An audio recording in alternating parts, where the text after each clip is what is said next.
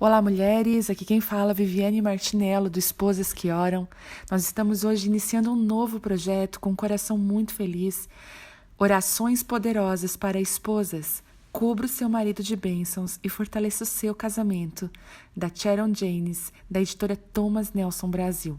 É um livro que é lançamento e ele nos foi liberado e eu creio que vai abençoar muitos casamentos. Eu peço a Deus que cada esposa que esteja ouvindo esse áudio seja tocada por essa presença preciosa e seja cheia, fortalecida de uma nova força do céu para abençoar o seu casamento.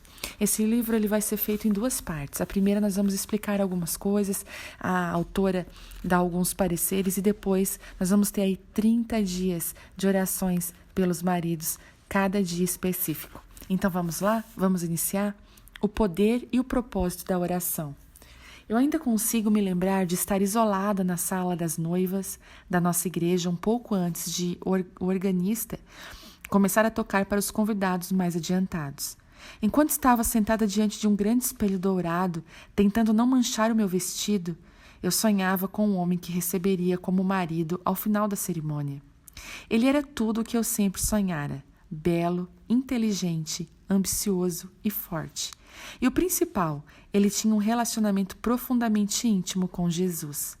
Meu delicado vestido de noiva se ajustava perfeitamente ao redor da parte superior do meu corpo, e uma bela cauda de cetim emoldurava sua linda retaguarda. Um véu estava ali sobre uma mesa próxima, pronto para ser colocado na minha cabeça.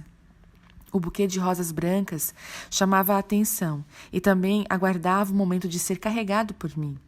As pessoas mais importantes da minha vida estavam reunidas naquele templo para testemunhar o nosso sim, sim.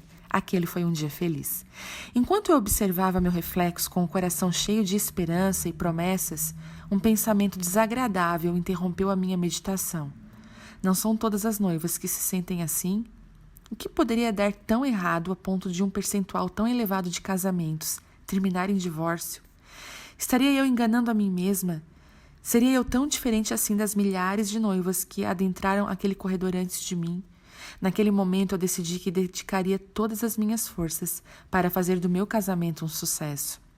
Não levou muito tempo para eu descobrisse que as palavras "todas as minhas forças" me seriam problemáticas.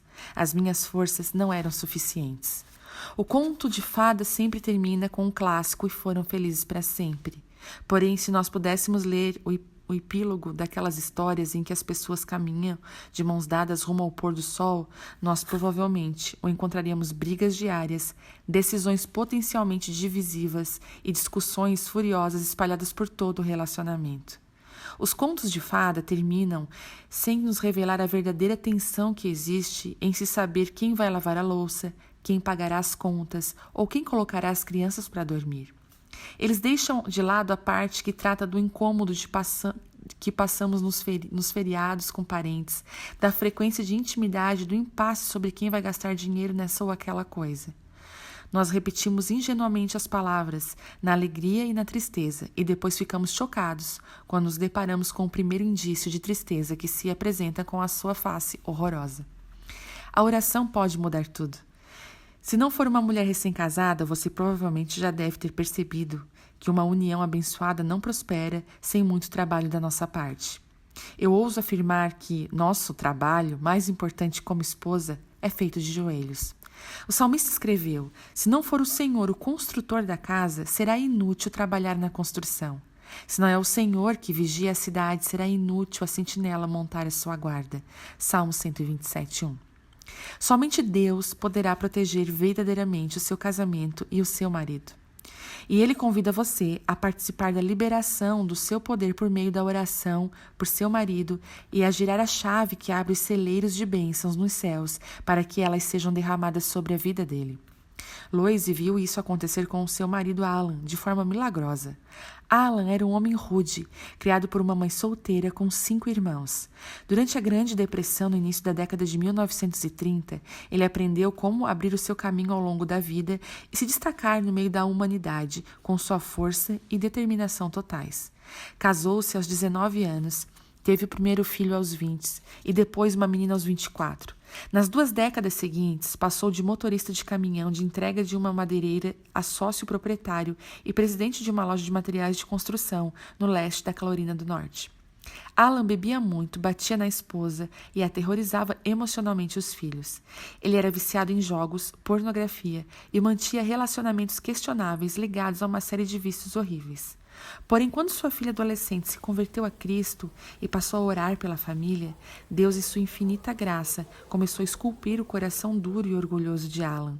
3 anos depois da decisão da filha de seguir a Cristo, sua esposa Lois também aceitou a Jesus, e a partir de então, ela, sua filha e um exército de outros guerreiros de oração começaram a interceder diante de Deus em favor de Alan. Quando chegou aos 46 anos, Alan começou a passar uma série de altos e baixos e por reveses preocupantes. Em virtude de uma negociação terrivelmente mal feita, ele foi processado por quebra de contrato ao desrespeitar uma cláusula de não concorrência com um ex-empregado. Temendo a exposição no tribunal e principalmente o desgaste da sua pequena comunidade, Alan ficou à beira de um colapso nervoso. Aos olhos humanos, ele parecia estar prestes a perder tudo o que tinha. Aos olhos de Deus, Alan estava exatamente no lugar em que deveria estar. Um dia, num ataque de pânico, Alan dirigiu do trabalho para casa somente para descobrir que sua esposa estava em uma reunião na Pensilvânia. Ele então retornou ao carro e dirigiu por mais 800 quilômetros para tentar encontrá-la. Ao atravessar a cidade na qual esperava se encontrar com Lois, Alan passou em frente a uma igreja. E imediatamente fez o retorno, estacionou o carro e correu para dentro do templo, todo ornamentado. Desculpe-me, senhora, disse ele aos prantos. Preciso de alguém que ore por mim. O pregador está disponível? Eu preciso de ajuda. Sinto muito, senhor, respondeu a recepcionista da igreja. Ele não está no momento, mas eu sei de um senhor que poderá ajudá-lo. Vá até este local, disse ela ao fazer um pequeno mapa num pedaço de papel. O pastor da igreja batista, no final dessa rua, está lá fora ajudando na construção da sua nova igreja. Por que o senhor não vai até lá? Tenho certeza de que ele poderá ajudá-lo. Então Alan entrou novamente no carro e, seguindo as orientações do mapa feito pela recepcionista, encontrou o pastor no meio do mato, trabalhando na construção de sua igreja. Com um martelo na mão e Jesus no coração, ele virou-se para Alan e perguntou: "O que posso fazer por você?" "Preciso que você ore por mim", explicou Alan enquanto as lágrimas vertiam de seus olhos e encharcavam o seu rosto.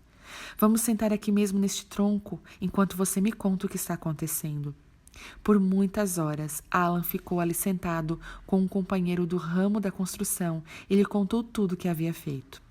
Quando terminou a confissão, o pastor abraçou aquele homem quebrantado e lhe disse: "Agora, Alan, deixe-me contar a você o que eu já fiz."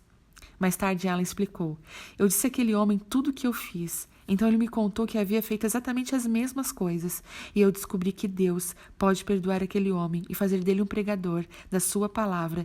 Ele também poderia me perdoar." Alan se ajoelhou ali mesmo, naquele bosque na Pensilvânia, com anjos pairando ao seu redor. Os exércitos celestiais celebraram quando ele entregou a sua vida a Cristo e fez de Jesus o seu Senhor e Salvador. Graça maravilhosa, como é doce o som. Só que para mim essa é mais uma do que uma doce história. É a lembrança de um milagre. Alan era o meu pai. Desde os meus primeiros anos como cristã, eu experimentei o poder da oração na transformação da vida de um homem. Para fortalecer a sua determinação para proteger seu coração e para amadurecer a sua fé. Meu primeiro encontro com a fidelidade de Deus em ouvir as nossas súplicas começou com o meu pai e continua até hoje, à medida que eu testemunho essa mudança na vida do meu marido, do meu filho e de uma série de maridos cujas vidas suas esposas clamam a Deus em oração. Como esposa, você tem o poder de abrir as comportas do céu por meio da oração em favor de seu marido. Se ele ainda não segue a Cristo, se ainda é novo na fé, ou se vive uma fé ardente e firme, a pessoa mais qualificada para orar pelo relacionamento dele com Deus é você mesma.